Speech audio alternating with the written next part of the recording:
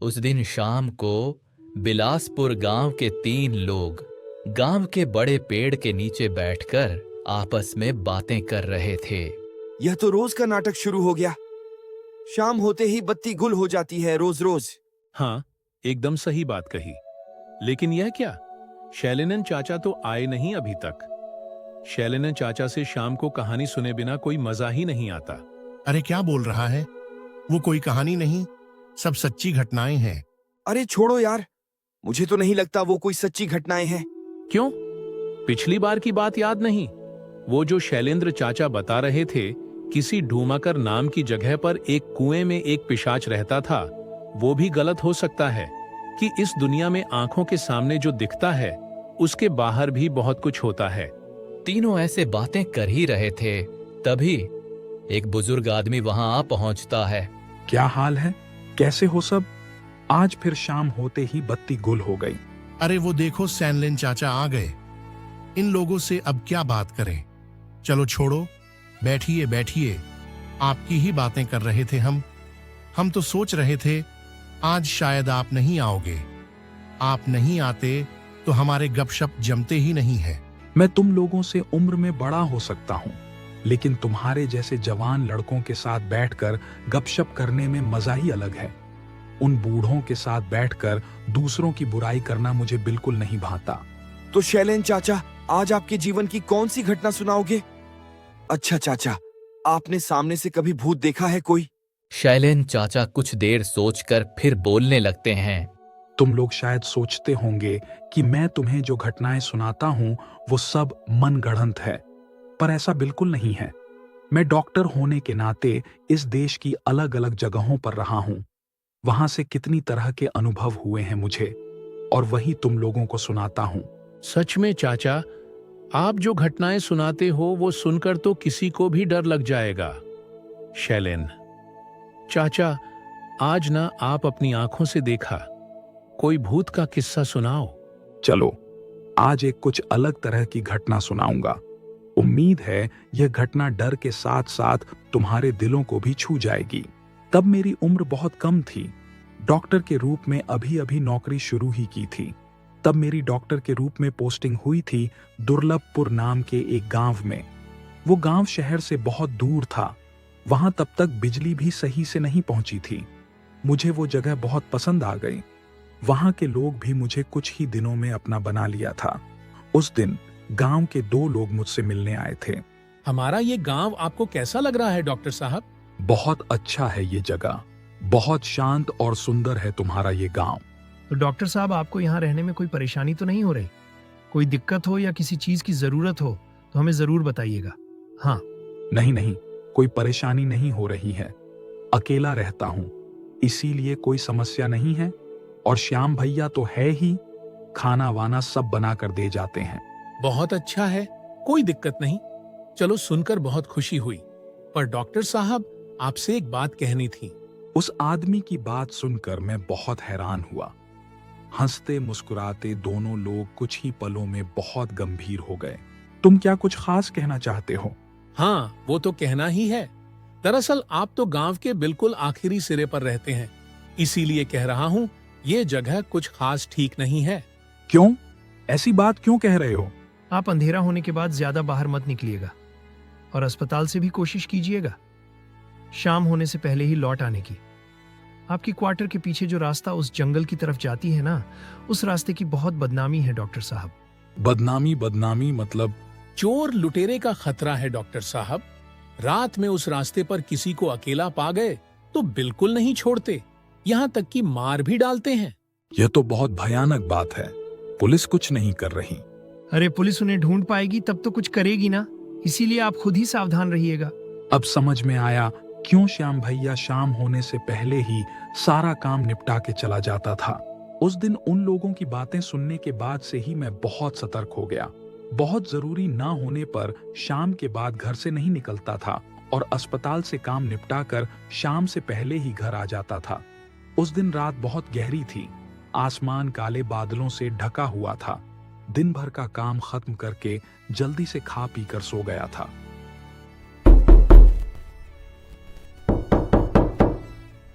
अचानक एक आवाज से मेरी गहरी नींद खुल गई।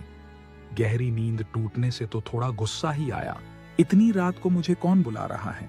मैं जो डॉक्टर हूं, यह जैसे कुछ पलों के लिए भूल ही गया था। अपने काम का ध्यान आते ही सोचा, इतनी रात को जरूर कोई मुसीबत में पड़कर मेरे पास आया होगा। यह सोचकर ही बिस्तर से उठकर दरवाजा खोला। दरवाजे पर एक अधेड़ उम्र की आदमी खड़ा था। गांव का ही कोई आदमी होगा शायद। ठीक से पहचान नहीं पाया। तुम कौन हो? इतनी रात को यहाँ क्या कर रहे हो? डॉक्टर साहब, क्या आप मेरे साथ अभी थोड़ा मेरे घर चल सकेंगे? इतनी रात को? हाँ डॉक्टर साहब, दरअसल मेरी माँ की तबीयत बहुत खराब है, बिस्तर से उठ ही नहीं पा रही है। ऐसा है क्या? लेकिन तुम्हारा घर कहाँ है? मेरा घर जंगल पार करके उस दूसरे गांव पे है। दरअसल मेरी माँ की तबीयत बहुत खराब है। मेरे पिताजी भी बूढ़े हो गए हैं। इतनी रात को इसीलिए मैं ही आया हूँ आपको बुलाने। पिताजी तो माँ को छोड़कर आ नहीं सकते। अपनी माँ के प्रति इतनी अच्छी भावना देखकर बहुत अच्छा लगा।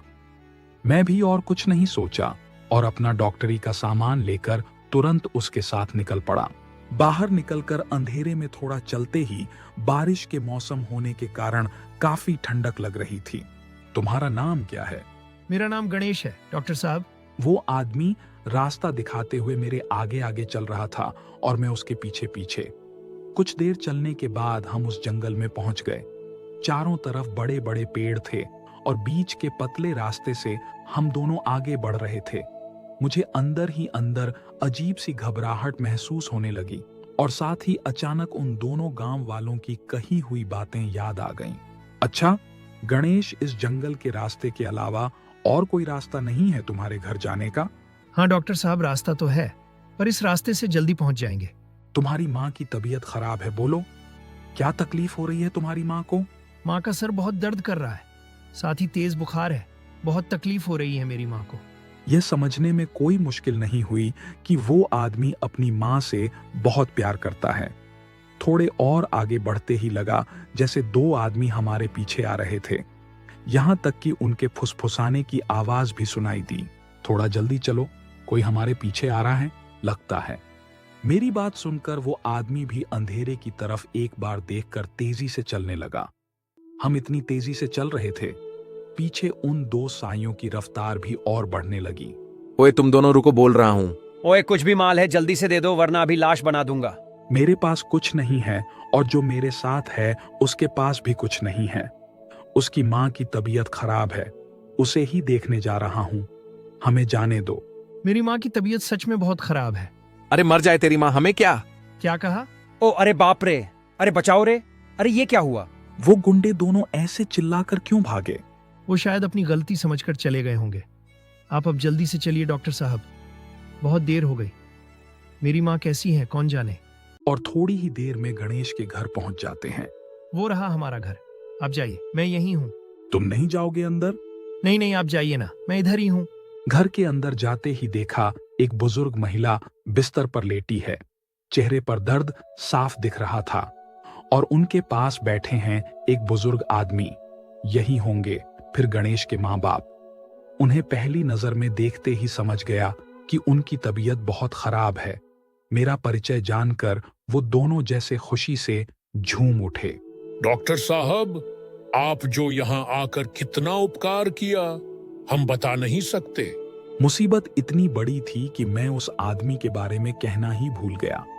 इस रात को अस्पताल ले जाने की समय नहीं समझकर घर पर ही कुछ करने का सोचा। बुजुर्ग आदमी से कहा, इन्हें तो बहुत तेज बुखार है, इस हालत में तो अस्पताल ले जाना भी मुमकिन नहीं है। मैं इन्हें एक इंजेक्शन दे देता हूँ, उम्मीद है फिलहाल इससे काम चल जाएगा। वक्त जाया ना करते हुए इंजेक्शन लगा दिया।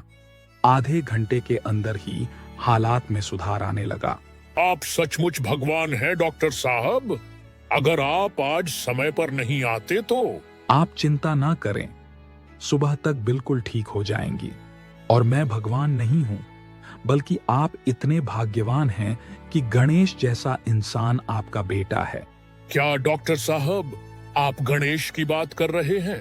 हाँ, गणेश तो गया था, मेरे घर पर जाकर बताया कि उसकी माँ की तबीयत बहुत खराब है।